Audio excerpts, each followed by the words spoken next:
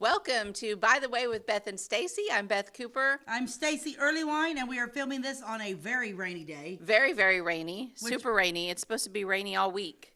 Oh, So, I know it. I don't want rain all week. Well, at least my flowers like it. I will say that. Boy. My flowers are doing beautifully. Uh-huh. And really, I've said this before, but like I planted all my own pots this year. And so even my hanging baskets, except for two, but they were slow to come out of it. Like they just looked like they'd just been potted and were kind of short. Mm-hmm. Not now. They're just Yep, it's all doing their thing. Everything's going. Why is it so windy this year? I'm over the wind. It just gets windier and windier every year until we die. That's the truth. The wind, because it's hard to work in the wind. Yeah. I don't mind a little summer breeze. Yeah. But this is like the wind. My hair's like the wind has just been so loud. It's howly. Yes. I don't like howly wind. And if the wind comes out of a certain direction, our oven, what's the thing above your oven that's the vent? Yeah. The wind will catch it on the outside of our deck, and it'll make it flapping noise, and then it whistles through there, and it sounds like somebody's in our kitchen whistling. Like, oh my gosh. Like, ooh. That's weird. And then it goes away, and then, yeah, it is weird. But once you know what it is, it's like, it's the wind, and it doesn't do it very often. It only if the wind is just a certain strength and direction. Yeah. And, yeah, it's been doing that. No. So my kitchen's been acting stupid. Like spooky. Well, we, what day was, Sunday morning. No hot water. Our water heater. Okay, so here's the deal. Uh-huh. We bought our house in 1990. The same water heater that was in that house we had for 30 years. That's a good. 30 years. Finally. You won't have that happen again.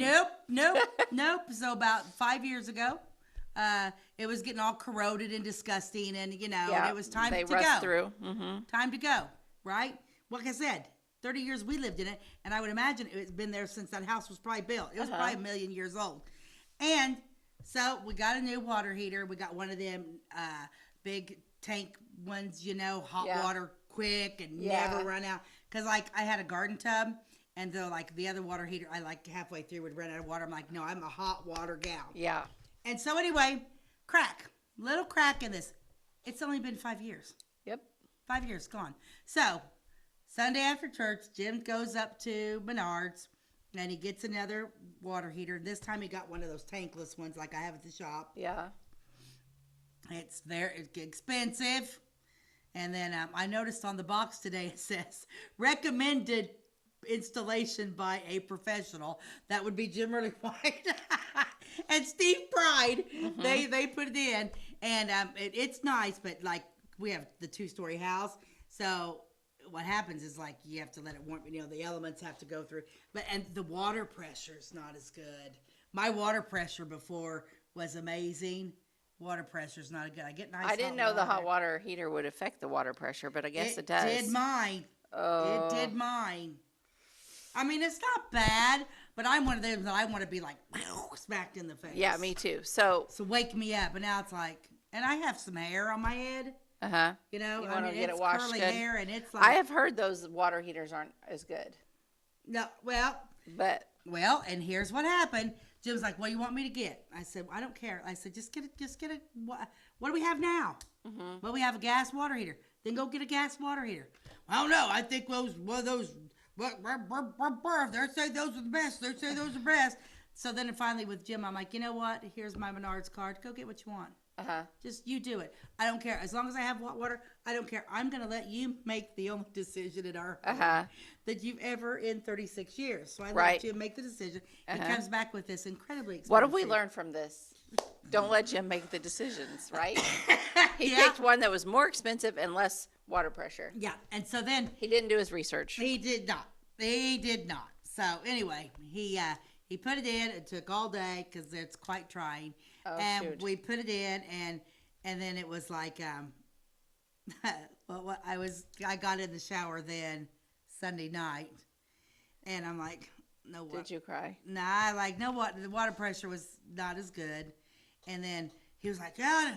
Then he's like, well, I don't know. He said he took a shower first. Mm-hmm. He's like, well, I don't know. I think I need to clean those the spigots, whatever he says. I think they're corroded. The water pressure just wasn't really a lot. And I'm thinking, okay, well, they need to be either changed or getting, they get gross, Did he change them?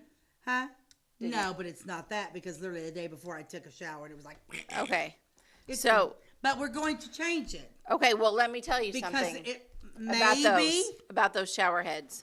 Is that they come now with this? It's like this is what I've been told. And I'm not a plumber. If you didn't know that, like for the not economy, but the ecological, water saving water. That they have a thing in there that prevents the water pressure from being very good, and they do that on purpose so that you don't waste water. That is like standard I've had these now. for years. I know, but it's standard now. If you're going to buy a new one, let me I'm know. saying Okay. they have this thing in there that prevents you from having good water pressure. Okay, so when we put a new shower head in our shower, like several years ago, we noticed a decrease in water pressure. But it was like we kind of thought that we had maybe fixed it where that thing wasn't in there, but I guess not because it didn't have good water pressure. Okay, whatever, got used to it. It was just how it was going to be. Well, then one day out of the blue, like 6 months ago or so, all of a sudden I got in the shower and it was like the best water pressure that you have ever in your life had. Like blow you out of the shower water pressure. Yeah. Like the scene from Goonies when all the pipes burst and they're like, Yeah. that's my shower. And it was the best shower I'd had in forever. And I got out of the shower and I got dressed and I went in the other room and I told Jason, I'm like, thank you for fixing the shower. The water pressure is amazing. And he's like, I have no idea what you're talking about. And I'm like, you fixed the shower head because now the water pressure is like, it's not even just normal. It's better than normal. It's insane how good it is. He's like, I have done nothing. I don't know what you're talking about. I was like, oh, that's weird. Okay, well, maybe it was a fluke. He goes in to take his shower that night, and he about screams in pain because we're like, I'm loving the pressure. He's me like, too. it is literally taking the skin off of my bones. Like, there's so much pressure. Do I even have any skin left? And I'm like, you do have skin left, and please don't make it go back the other way. I love it so much. And he's like, I hate it so much. Anyway, we went back and forth because, of course, if you're married, the one person's always the opposite, right? And we both were on opposite spectrums of that problem.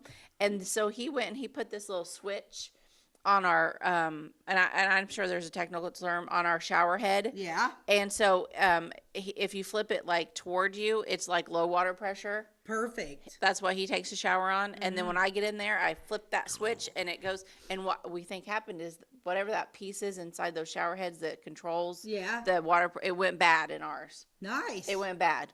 And so, but I'll have to pay attention. so our shower head is not a super pretty one because it has this, extra switch on it that is like obviously not factory.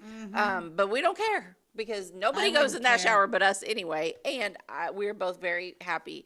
And that water pressure is amazing. Oh, man. So if you buy a new one, have I Jim will pay attention. Well, tell Jim you might have to take that little thing out of there. And I've been told that's illegal. So don't come after me for that. Illegal? Because it's like against, the federal regulations want you to have low water pressure. That's kind of like, we're talking about water and that Michael Phelps, the Olympic swimmer. Yeah. And he came out for water conservation. Yeah. And I'm like, you make your living in billions of gallons of water. Give me a break. Then come to find out that he's talking about everybody needs to save water. He has an Olympic-sized swimming pool in his backyard. Give me a break, Michael Phelps. Yeah.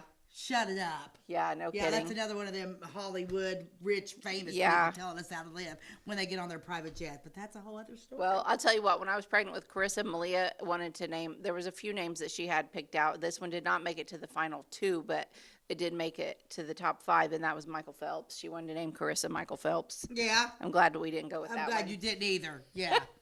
But if I had my way about it, have you seen or ever been in one, and I never have, but my shower head's one of them big rain ones that's got the little one that you can take off so you can have that whole, both of them going. Have you ever seen those showers where you get in, it's like here, and then it's like from the sides? Yes. Wouldn't that be something? I would love that. I would love that too. If I was rich. Yes. I'm not into water conservation, if you can tell. We're not. No, we're into our own comfort, really. That's yeah. Not so much water conservation. Yeah, but no, if I were all. to build a house and if I could, I would have a big pond with a filter where my water was just sort of. That's what Linda. That's how my sister's is. They have yeah. a pond. That's where it comes from. So it's like if I'm conserving water. Well, it's you know just, what? I'm gonna go both routes. Uh-huh. I'm gonna have my deep pond, yes. and then I'm gonna have city water too. Yeah. I'm having both. I'm gonna live right on the edge of town Yes. where I can have. I'm gonna live in Sailor Springs. Well, if you have Sailor Springs, you'll have spring water. That's And it is unending. See, there we go. We solved everything. You're going to live in Sailor Springs. It's fine. That's right. I'm going to build a house in Sailor Springs and put my campground in. Yes. It's going to be amazing. Yeah. And an old-fashioned gas station that sells old-fashioned candy, and it sells Shirley Temples and all that fun stuff. And it's full service. And it's full service. Yes. What do you miss from yesteryear? Full-service gas stations, not going to lie. Yeah. I want to hear the ding, ding. Mm-hmm. My grandpa. I want him to wash my windows. Yeah, my grandpa did that for years at Dickey's after yes. after he retired, then he went back to work at Dickey's station and pumped Well, gas. I imagine he did. He was probably the guy that was pumping your gas. He probably did because I. You have real white hair. Yep. Kind of a little grumpy. Well, you know. Yeah, kinda. He's a great guy, but he probably wasn't like super. I live with a little smiley. grumpy. Are you kidding me? Yeah. It's Pete DeVore, that's who I'm talking about. It was so funny. Yesterday we were going down. Oh, we went down to the burn pile down there in the south of the town, off of Austin, and you know you can get mulch down there, right? Mm-hmm. People they grind up some of the big stumps and stuff.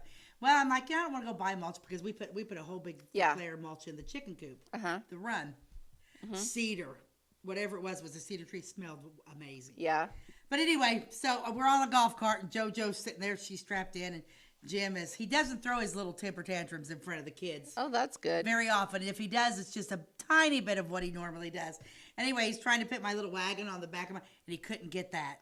He couldn't get that nail in there, whatever. And he was like, you know? And Joey just sitting there, and he finally got it in there. And Joey just was looking at him, and he walked away to do something. And Joey went, he was really mad. And I went, I know, he was really mad. She was like, he couldn't get that nail in there. He was, Papa was mad. That's funny. And then I'm thinking, okay, so this is our secret. And then Papa walks back. She said, "You were really mad, Papa. Like, why'd you?" I don't think she's a secret keeper. I think she's a blurter outer. But she is her yayas. So I will say this about mulch. So I bought mulch earlier in the season. I went to Walmart. I haven't even mulched and I bought 6 bags because I only needed it right in the very front, which was around. The others I was going to do later. Last year, I will say I bought my mulch at Ace, and in the color, I buy the black mulch. The color lasted 2 days. I was super mad. I tried to contact the company, blah, blah, blah. Nobody cared. Mm-hmm. I didn't get anywhere. So this year, I bought my mulch at Walmart. Sorry, Ace, but I did. Mm-hmm. And then it looked good. I thought it looked good, but it's real chunky mulch. Like some of the pieces are like big chunks, okay? Yeah. Well, Alex, my son-in-law, they've been landscaping at their new house. He also bought black mulch, but he needed a lot of it. So he bought a truckload or 2 truckloads, I don't even remember, from Bullard's, because you can buy it there instead of in the bags. You buy it by the bulk, you know? Yeah. So he just filled up the back of his truck because he needed a lot. And then, bless his heart, he bought too much, but you can't return it because you already paid for the bulk. Mm-hmm. So he brought it over to my house and finished my mulch. And he even covered up my Walmart mulch with this mulch because it is beautiful. It is black and it is fine. It is like, there's no pieces that are like this big of wood. It's like they're all like this big. It's beautiful. It looks professional. I need to mulch. Go to Bullard's because how much was that? Because those bags are exhausting. Those bags are. I don't know how much it cost. I don't know, but usually because I usually put out 40 bags. Well, then you should be buying it by the bulk. And Jim's got the truck or trailer to do that. Yeah, make it I'm happen. gonna do that. It is beautiful. It looks so much better than Walmart or Ace mulch. So that's what I'm gonna do. I am sold in the future to buy my mulch like that. I had never done that before because it never needed like what I considered like a truckload. But I don't think you'd have to buy a whole truckload. You could probably just do like pick how much. But my entire house is then I'll use a bunch. Go there. And I like it thick. Mm-hmm. Deep. Mm-hmm. Yeah, I'll do that because it's like those bags are a pain in the butt, and then I'll do that. I need to get that done. Yep, do it. I'm going to. I like Bullards. I go up there a lot. Okie dokie. Let's see an ad. We always start off our show with an ad from the past. Yeah. What have you got? I found a cigarette ad. Look at this one. If upset by a 5-year-old, why be irritated? Light an old gold. I love the old cigarette It's ones. like, it's those extra touches that make old gold your extra Finley cigarette. Apple, honey, for instance, give you more than usual freshness. Why? How do you put smoke and freshness together? Yeah. The world's most treasured tobacco How do you are put blended with flavor in it? extra care. I don't know. Rare imported Latakia tobacco adds its own special luxury of flavor. Even the fine, snowy cigarette paper made from virgin pure flax contributes its superfine quality. Get friendly with old golds. They're your kind of cigarette. Woohoo! I wonder what year that is. The 50s. I'm going to say the 50s, judging by her shoes and his outfit. Yeah, but I was cracking up because little kids go, why be irritated? Light up. Light up. It cracks me Light up. up because, around that 5-year-old. if I was born in the 50s, I would be a 5-pack smoker day because his ads like the snowy flake citrusy. Oh, yeah. No wonder they all smoked. Man, no wonder everybody. That whole generation. I know it. They all smoked. Yeah, because they made it so glamorous. Yep. Okay, we need to take a break? We do. We're past time. All right, we'll be right back. We like technology at Flora Savings Bank. Here's what you can accomplish in our mobile banking app in less than 30 seconds. See account balances in your transactions, set up an account alert, make a transfer between accounts, get an alert text message about your transfer, pay a bill, turn your debit card off and then back on. It all happens in the palm of your hand with our free My Bank to Go app. Search My Bank to Go in the App Store or Google Play and give mobile banking a try. Flora Savings Bank, member FDIC and equal housing lender. My name is Robin Stanford. I own Stanford Marketing. It's a promotional products business along with an embroidery business. And we do custom hats, t-shirts, anything, you name it, we can make it. People like that we do stuff in-house and we can actually make things here and that we're not contracting the work out to other places. We never say no. We always try to find a way to do it. If anybody can do it, we can do it. We are hardworking women, that is for sure. Come to Stanford Marketing in Flora for all your custom and promotional needs. Goldfinger, trying to destroy the courthouse, I see. Precisely, Mr. Frog. Too bad, Goldfinger. I've got a secret weapon. Huh? Building center. Zinc building center. We'll need new lumber, doors, paint, windows, plumbing, electrical. It was good. Zinc Building Center and Louisville on Route 45. It's a cool place. Welcome back. By the way, we're talking about missing history and what's going on some of the things that we're researching. And anyway, so it is interesting. Yeah, Stacey's going to jump back into kind of where she left off. Yeah, I've skipped over some. We were doing because I can always go back and do. I keep track of everywhere I've been, and then there's some more things I can go back to on the beginning of Xenia and that type of thing. But I decided I was going to skip ahead to, because like this is like history first. Yeah, we've kind of covered some of that. Yeah, and then I'm like, I'll come back to that later. But as I was flipping through, it says, no history of Xenia would be complete without mentioning the Baity family. And so I thought, and then there's some really cool pictures. Yeah, and the Baity is spelled Baity. Yeah. That Baity. That Baity. Mm-hmm. Yeah. And then, I don't know, I was like, looks like some interesting thing. But what the funniest thing about it is like, it's actually George Beatty's memorandum book. So, like, he kept track of, like, he had a diary. I love it when they have a diary or a journal and they keep track of things, or even a register, like, from their business of who bought what. Oh, my gosh, that stuff is so fascinating. Basically, that's what this whole thing is. Okay. I'm thinking, wow. Because I may have touched on them a little bit, but anytime you get somebody else's... So, picture Xenia in 1830.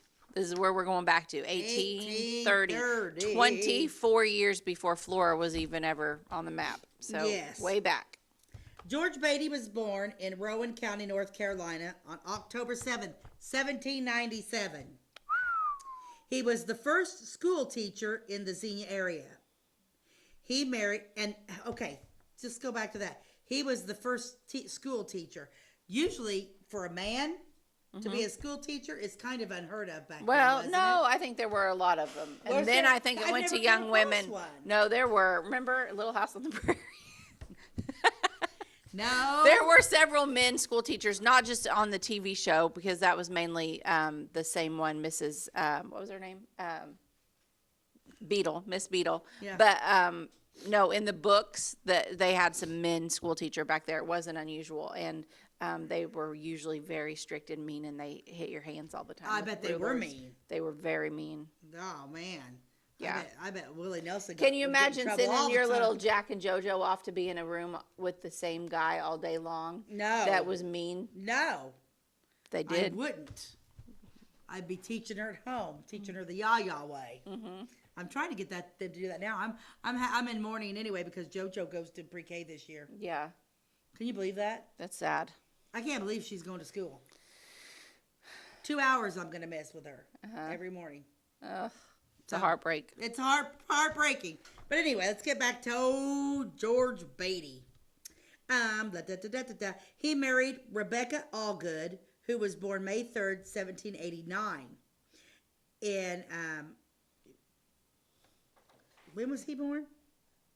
He was born in 1797. Okay. She was born in 1789, and Yeah, he's a lot older. she was born in Mecklenburg County, Virginia. Yeah. Mecklenburg. Yeah, he was 12 years older. That's kind of weird, isn't it? Maybe it's not back then. I don't know. He and his wife, with their 10 children, left North Carolina November 7th, 1830, in a one-horse wagon. Goodness. 10 kids and 2 adults in a one-horse wagon. I bet a lot of them walked. Oh, I bet they did too. That'd be awful. It was pulled by Old York, their only horse. Oh my gosh. First of all, so she was born in Virginia and then somehow ended up in South Carolina or Yeah. North Carolina with 10 kids. I mean, that's just a lot, and her family probably wasn't with her. Sad. Mr. Baity died in Clay County December 1st, 1847. And his wife died December 26, 1881. The following is a personal ledger kept by George Baity on his journey.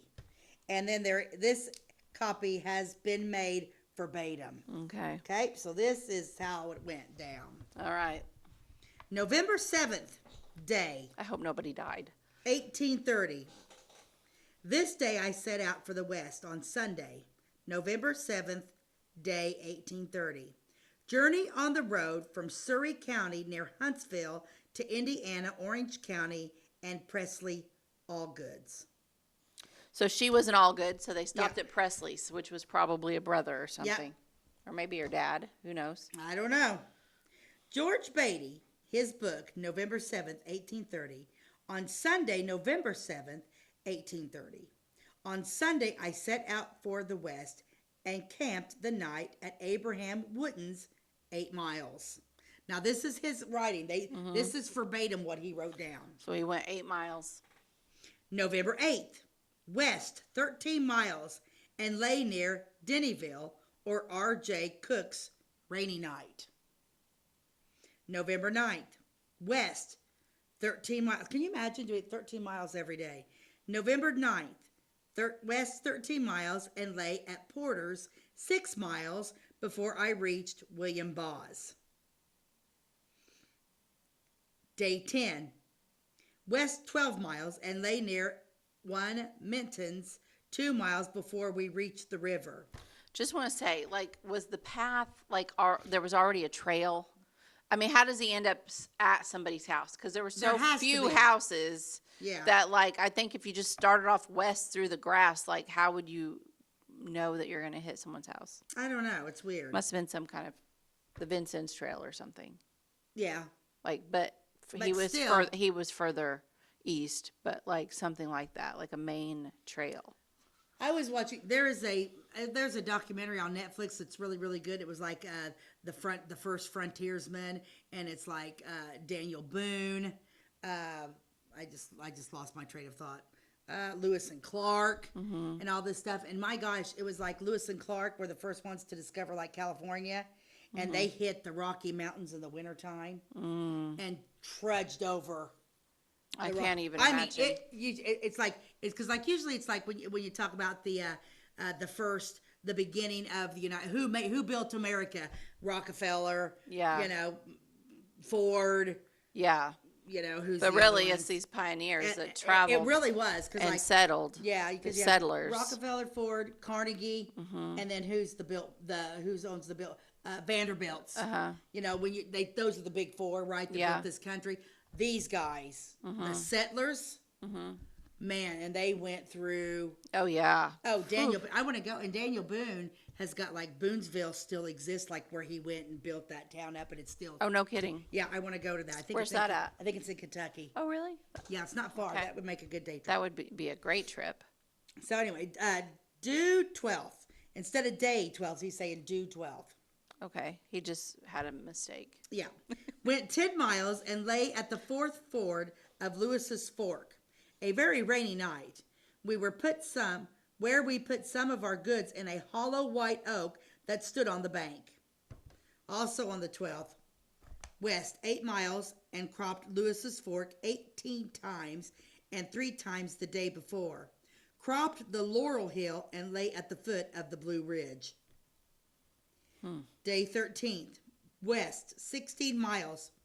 That was a big day. That's a 13 big miles. one. Cropped the Blue Ridge and lay near Blue River to the widow Hortons. So we know these people, right? I mean, how do we know these people? He's right. Or are they He just doesn't going know there? them. He just ends up there and then he writes down their name. Sunday, November 14th, 1830, went 11 miles and lay near the foot of George Gap on a rich mountain near one Curtis. And then when I get to the other side here, it really talks about the money that they spent. It's got the account of exactly how much he spent on this trip, everything they bought, and all that kind You of better fun speed stuff. up. I know, I better. Okay, day 15 started and did climb the rich mountains at George Gap, and then went a small distance and did climb the stony mountain at Baker Gap, and lay within a small distance on the top of it and went only 8 miles. East Tennessee, Carter County, day 16th, went down the Stone Mountain, which was miserable, and went 13 miles and crossed Rounds Creek and lay near there. Can you imagine going up and down these mountains No. in a one-horse wagon with 10 kids and a wife? No. It's amazing they didn't I all can break barely their make it necks. from my house in my car to the Dairy Queen without screaming. Yeah. Due 17th, went and crossed Washington River and then D River and lay near Carpenter's Mill on D River and went 15 miles. Due 18th, went 16 and a half miles, crossed a part of the Iron Mountain, and lay 1.5 this side of Jonesboro before we reached Washington County. On the 19th, went on through Jonesboro and Leesburg and lay at Brabden Mill, west 15 and a half miles, Washington County. It rained a little in the night. Saturday, November 20th, went on through Raytown and lay 2 miles before we reached Greenville. Went 13 miles in Greene County, rained a little in the night. Sunday, the 21st, went through Greenville and lay at the Blue Spring. It was raining and the road was very slippery. I waded in mud and water to my ankles in many places and went only 11 miles. Wonder why he waited until November to do this journey. Who knows what happened. The 22nd, another very rainy day, went 7.5 miles and to in a vacant house near Bulls Gap, Greene County. Yet I was very poorly. Wait a minute, I gotta read that again. Boy, this paper went all the way. The 22nd, a very rainy day, went only 7.5 miles and took in a vacant house near Bulls Gap, Greene County. Yet, and I was very poorly. So they stayed in an empty house and he was sick. He was sick. And it was day 22. So day 22 in November, and they've made it to Tennessee and he's sick. And we're going to take a commercial break. Okay, And we'll be right back. At Clay City Banking Company, we're all on the same team, regardless of zip code. At home, work, school, or across the country, you can be part of our team with our cutting-edge mobile banking products. From your hand, you can check balances, transfer money, make deposits, and pay bills. Looking for a loan? We've got you covered with our mortgage, agriculture, commercial, and consumer loans. Join our team today. Clay City, Flora, Louisville, and Fairfield Banking Companies. We're the hometown banks, member FDIC, and equal housing lender. Since 2004, Ed Lewis Trucking has been moving America forward. Family-owned and built on values that matter. Reliability, hard work, and service you can count on. From dry van freight to dump and hopper bottoms, plus top-tier truck maintenance in their state-of-the-art shop that's open to all truckers, not just their own fleet. They're growing stronger, expanding with their recent acquisition of McKinney Trucking, but never losing sight of what drives them. It's Ed Lewis Trucking, family-driven, service-proven. Call Ed Lewis Trucking at 618-686-3555. Tomorrow. Some fear the uncertainty it brings. Some trust the promise it holds. At Grinnell Mutual, we are always looking forward to tomorrow, growing and innovating. So even if the plans you have for the future aren't the same as the plans that the future holds for you, you can be ready. Because we'll be ready, like we have been for over 100 years. Trust in that. Trust in tomorrow. Talk to your mutual agent today. Your local agent is on the square. Louisville, Clay County Farmers Mutual Insurance. Welcome back to By the Way with Beth and Stacey. I'm Beth Cooper. I'm Stacey. Early on, we were talking about George Baity and his family, his 10 children and his wife making their way to Clay County. And this is his journey verbatim that he had written down in a journal. And it's November 1830. Yeah, and this is day November. 23. I wonder if they did this so when they got to the Mississippi, it would be frozen and they could cross it easily. I don't know. Keep going. Okay. Went through Bulls Gap and through Russellville and Cheeks X Road and crossed Holston and there encamped. Went through a part of Jefferson and Hawkins and lay in Granger County, west 15 miles, and waited in the mud and rained some in the evening. On the 24th, went over Clinch Mountain and through the Turnpike and encamped near there. 11 miles we traveled. Clinch was most dreadful to get up. Granger County on November 25th. Went on and crossed Clinch River and lay in Claiborne County, being detained at a shop. West only 9 miles yet in East Tennessee. On the 26th, west and crossed Walding Ridge and Well River and lay 1.5 miles before we reached Cumberland Gap. Went on over Cumberland Mountains and part of the Log Mountain before we caught a large buck. Went in Franklin County and lay west 10 miles. Now we're going to Kentucky State. The latter part of the rainy night on the 28th went over Log Mountain and Turnpike Gates and Cumberland River and lay near Kane's Mill in Knox County, 12 miles. Rainy part of the day and night. Monday the 29th went 12 miles, went through Barbersville and lay in Knox County. On the 30th went on a wet, swampy road, 13 miles, and lay directly after we crossed a bridge still in Knox County. Wednesday, December 1st, went on through New London in Laurel County. Directly after we passed the town, we took the left-hand road to miss the turnpike. Went 14 miles and lay at one Cromer's in Laurel County. December 2nd, went on a rough road and crossed Big Rock Castle River and went through a part of Castle Rock County and lay in Pulaski County in a meeting house on Line Creek a rainy night. I guess they wouldn't have to cross the Mississippi if they end up in Clay County. No. But they would have to cross the Ohio probably. Yeah. Okay.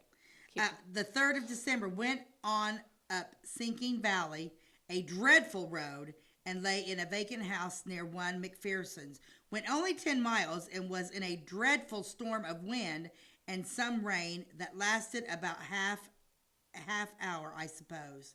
On Rockcastle Hills early in the day, still in Pulaski County, Kentucky. December 4th, went on 5 miles and lay near a crab orchard in Lincoln County, near one Middleston, where they were burning lime, Old Kentucky. December 5th, went on through Crab Orchard Town and through a town called Walnut Flat and through Stanford Town and lay in the upper end of the town in Lincoln County. Snowed some in the day and snowed the height of the night very fast, so the ground was covered and monstrous cold. Went 11.5 miles. Monstrous cold, snow all over the ground, and they're living in a wagon. I can't even imagine. I can't either.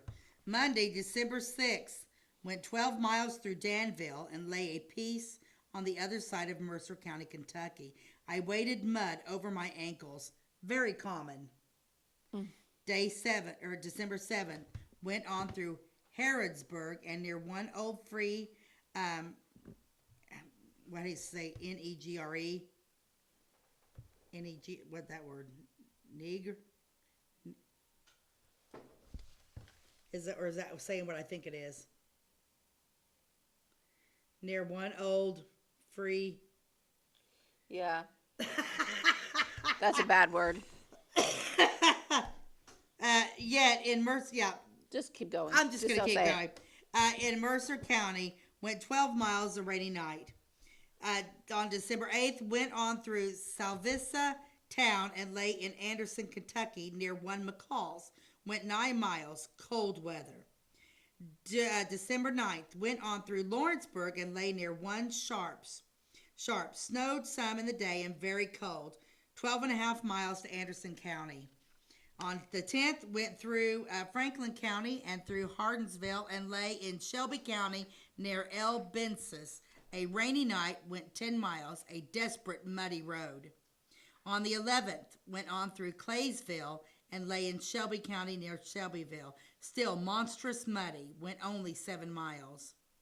Sunday, December 12th, went through Shelbyville, and it rained so fast we took up camp near John Hunt's. He came to us.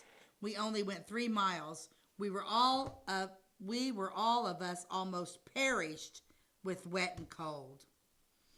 December 13th, went on through Simpsonville and lay in Jefferson County, and it rained mightily and snowed at night and very cold. On December 15th, went on through Louisville and to Portland, and then crossed the Ohio River, went through Alderney and lay in Indiana State. Flood County, 1.5 miles from river. A bitter cold day, went 11 miles. December 16th, went over the Ohio River Knob, a severe hill. It snowed, and I thought as cold a day as I ever felt. We only went 6 miles and lay in Floyd County. A bitter cold night. It freezed water sitting by the fire.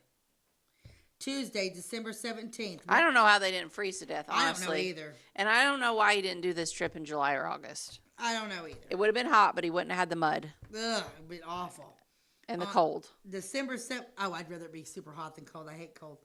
December, where am I at? The 17th. Went on through Greenville and crossed Blue River and lay on the back near Fredericksburg in Harrison County. We went 15 miles.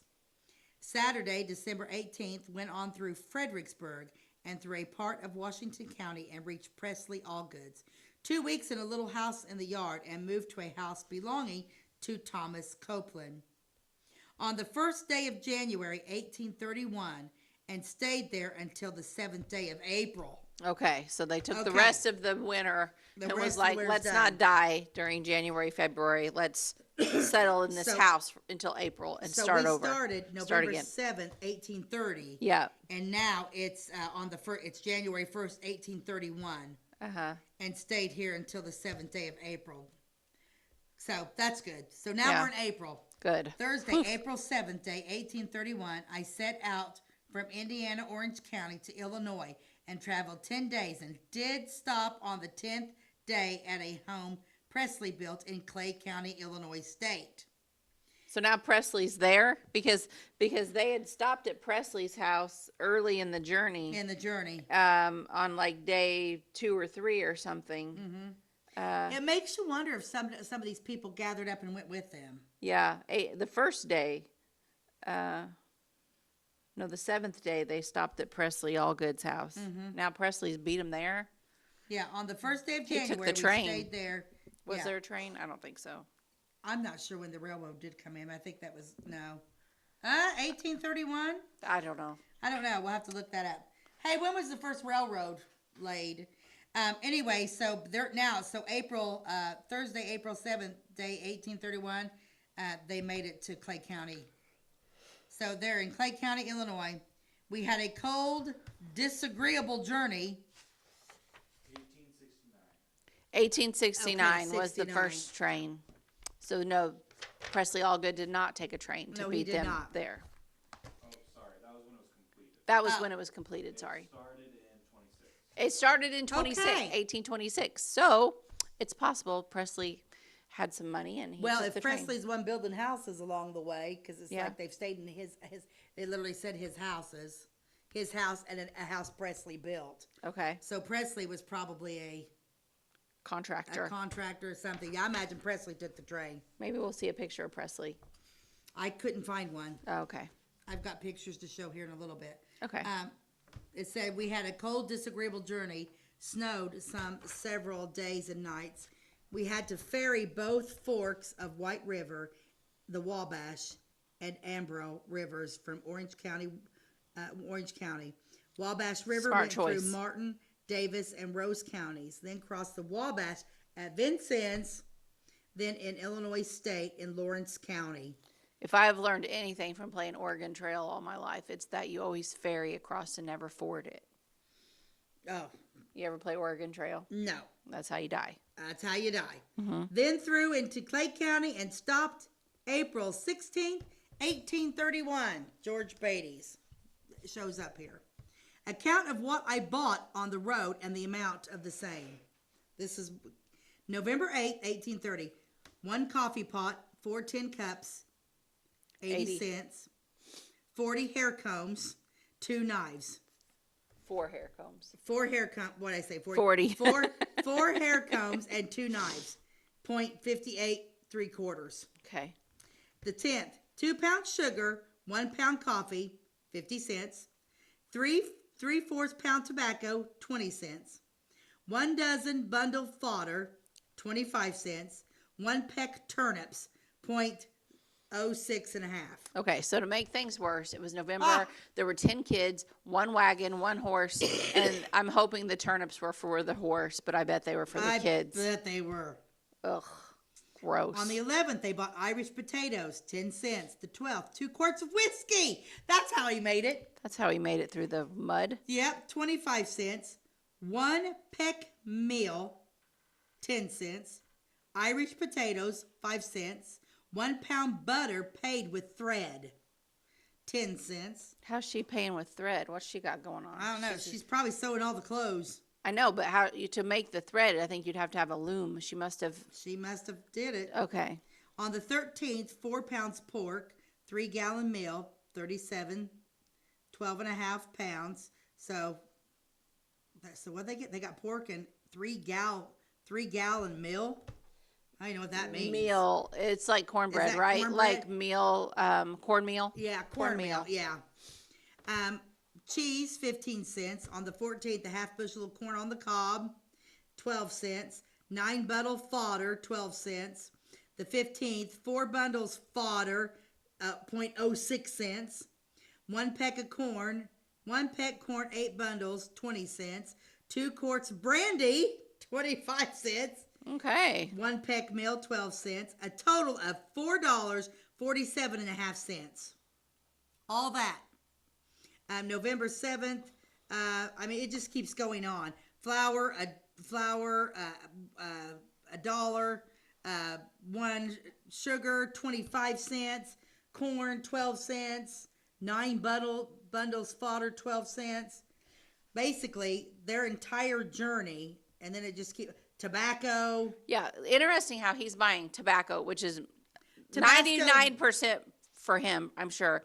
The Don't brandy forget whiskey and and the brandy. whiskey, all extras for him. What's she getting out of it? What are these 10 kids getting? Any extras? Nope. They're getting turnips. Turnips. So, after adding everything up, their entire journey from November to April, what he spent on the road, was, let me see, I got to add this one up with it. $6.38.04. What's this 18 3/4? Oh, I don't know. That's another 1 dozen bundle fodder. Okay. But because it's the same thing, cornmeal. 18.75. But what was the toll? It says he has a toll at the toll gate at Cumberland. That was a big one. Toll gate at Cumberland River. 143 and a 3/4. Would that be $1.43? Because that would be expensive. Yeah, but that's probably the only, otherwise you're dead. Right. We're going to take a commercial break, and then Okay. I'm going to show you the pictures of the family. Okay, we'll be right back. Briscoe Surplus Sales on the northeast edge of Flora is your one-stop do-it-all shop. Looking for rugged boots and footwear from great brands like Lacrosse, Rocky, and Carolina? They're there. How about top-notch small engine parts and service? Briscoe Surplus Sales has it. Whether you're wiring your switches or switching your wiring, Briscoe Surplus Sales has the solution and the know-how to help you get the job done right the first time. Briscoe Surplus Sales, your one-stop do-it-all shop. This is Christy inviting you to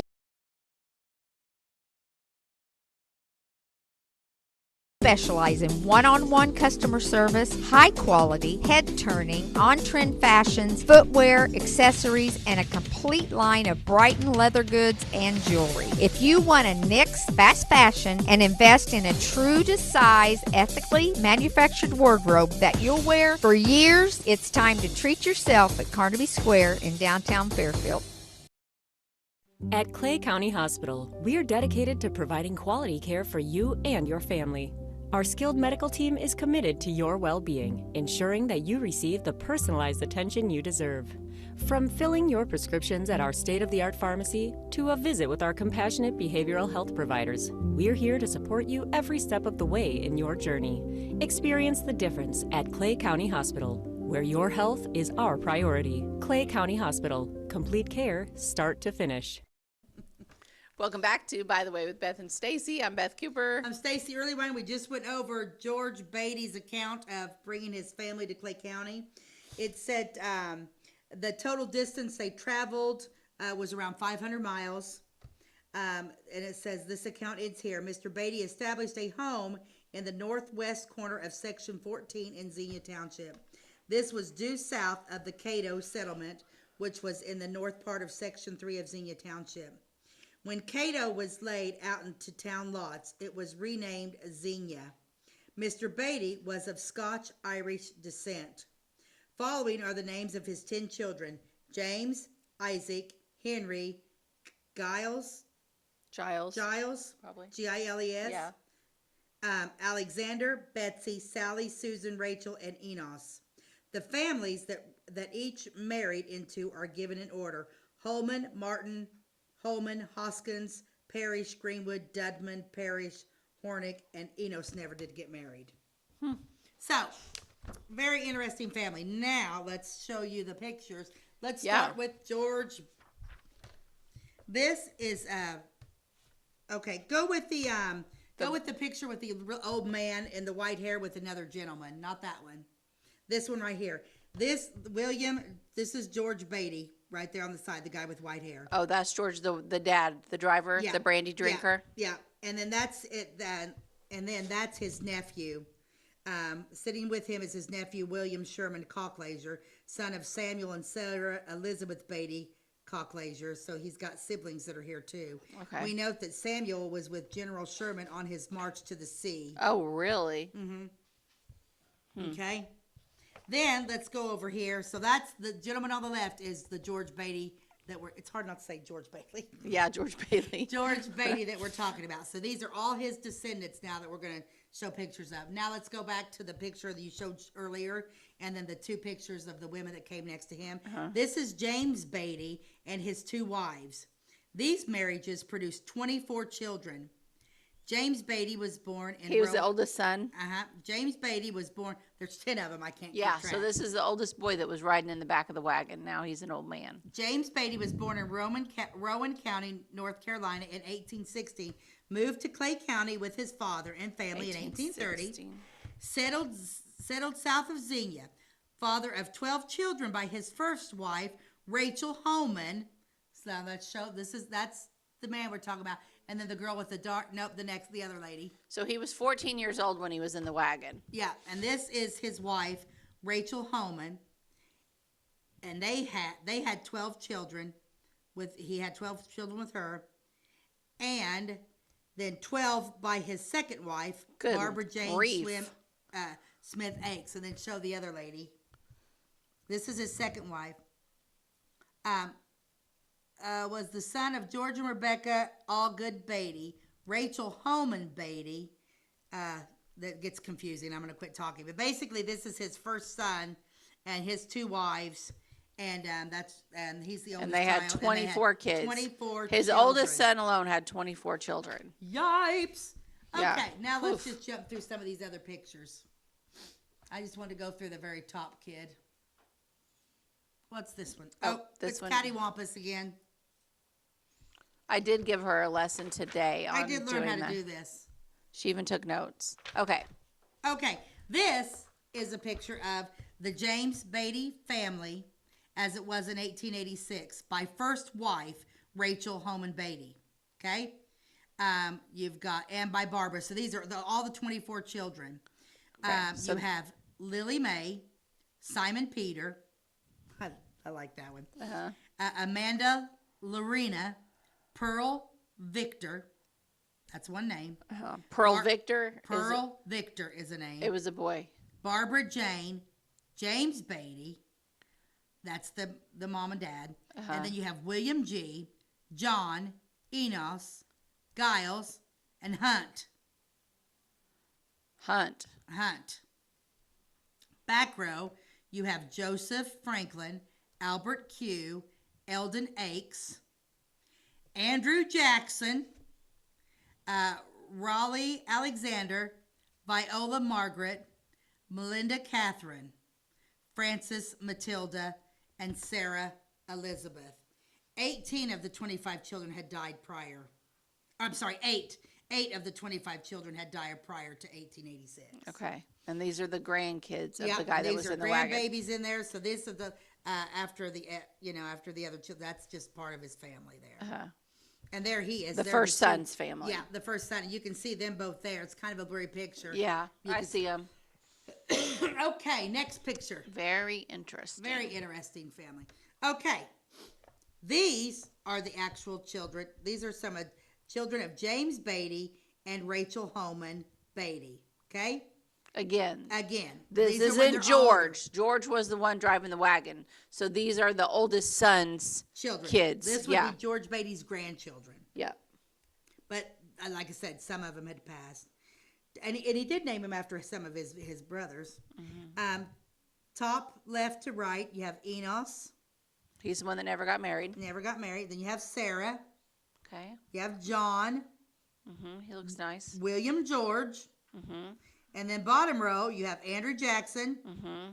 A twin to Matilda Francis. Okay. But she's not in the picture. Okay. Maybe she was one that passed. Okay. And then you have Melinda Catherine. Then you have Robert A. and Giles Hunt. Oh, Giles Hunt. Giles Hunt. Okay. Bottom right. Okay? Yeah. Next picture. Ooh. Moving on up. Where are we at? They got a car. Left to right. William George Baity, son of James and Rachel. Norman Hiram Baity, grandson to James and Rachel. Reverend Downs Holland, son-in-law to William G. Baity. The child is unknown. The driver is William C. Flick, mail carrier on Route 1 Xenia. He married Lola Mae Baity. Okay, so he married one of the grandkids. Yep. He probably was a postal carrier, maybe had to use the car for postal carrier. Maybe, yeah. I don't know. This picture was taken September 28th, 1912. Cute. Okie dokie, artichoke. Let's keep going. And these are new markers. This is the graves. New markers have been erected at the grave of James Baity and his 2 wives. Together, they raised 25 children. They sleep peacefully in Xenia Township at Onstadt Cemetery, and no other family can claim more credit for the development of our beloved Xenia. So we actually probably need to do an episode specifically on James Baity.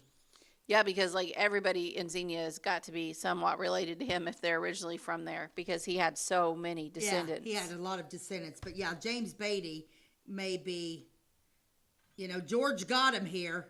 But then James Baity, the oldest son, is the one that really took off, and it seems like he made Xenia what it is. Okay, what other pictures He do I went have? forth and multiplied. He definitely did that. Uh-oh, that one's upside down. Spinny. Okay, this is a more recent photo. 4 of the 12 children of James and Barbara Baity, left to right, Pearl Victor. Okay. Albert Q, Lily Mae Lynn, and Amanda Tuttle. Yeah. Cute. That's cute. Look how, see, they got older and they Yeah. all stayed there in Xenia. Yep. Lily and Amanda. What you think else? about Amanda being like 1985, but it's not. It's like old name too. This guy, wait till you see this picture. These two look like they should be on the wall at Well, Cracker they Barrel. are. And I just put this picture because he looks Amish. Yep. And it really doesn't have, I mean, this is, I think we have, I'm going to do this is Joseph Smith. He looks Amish and she looks Asian. Right? Right. So I'm just put this out here because I probably will keep it for another episode. But you remember, have we talked about the Kinnemans? Yes. Yeah, this is right, Joseph Smith and his wife Margaret Kinneman Smith. I put that in there because I thought that was such an unusual picture. Yeah. Because they don't look normal. I mean, he looks Amish or like Abraham Lincoln, and she looks Asian. I think it was just the style at the time. I think so. It has nothing to do with the Baity family. I just wanted to put it out there because I'm like, wanted to make sure. She might be Native American too. Like she just has a little bit different look Yeah. than she's definitely not a Baity. Like you could kind of tell all the Baities. Yeah, She she's doesn't have not a that Baity. look. Okay, next picture. And upside down. He'll get it swept. Look We're how gonna much make easier he does that. We're making our viewers dizzy. Okay. And these are, yeah, scratch that picture. I don't want to show it right now. I'm going to show it next week. Oh, okay. I'm done with my pictures for now. Okay. Oh, what's that one? No. Yeah, I'm going to wait. Yeah, I'm going to save that one for next week. We're going to talk about that other family for next week. But anyway, so that is the Baity family. Okay. But I do think it would be a good idea to do one on James Baity. Yeah, he was an interesting guy too. But how cool that his dad kept a record of their journey. Mm-hmm. Yeah, that's interesting. Because it literally said it was verbatim. Yeah. Yeah. Those people were made of steel, I swear, because I couldn't do it. Yeah. I'm a strong gal, but no thanks. Put me in a wagon with 10 kids. I'm a strong in gal. November in the bitter cold. But I want my comfort. Yeah, they didn't even ever know comfort, so They did not. I mean, even before they traveled, they probably didn't live a comfortable life. So, why start? Yeah. Then, but yeah. Yeah. So we're gonna definitely. I'm gonna take off from there because then you start mixing the Cantrell family with the Kinneman family, and it just kind of just keeps morphing and morphing. So Yeah. I love this picture. Yeah, there's some good ones in there. So, Cannon. well, that was a good topic. That was a good topic. I like the said, history of Xenia. I like the history of Xenia, and that book's amazing. So, and it's about time for me to go hunt down some more. But I could just keep going on and on and on that book. Yeah, there's a lot of stuff in there. There's a lot. Lots and lots. Okay, we always end our show with something funny. She's got this joke book from Branson that is not always funny, but sometimes it is. So let's see what you got. Okay. At a first aid class for Boy Scouts, one youngster was asked, "What would you do if your brother swallowed the house key?" The boy answered, "I'd climb in through the window." Okay. Okay, that was fun. That's it. That's all I got time for. We're Okay. done. As always, thanks for joining us, and we will catch you next time. God bless you and have a great day.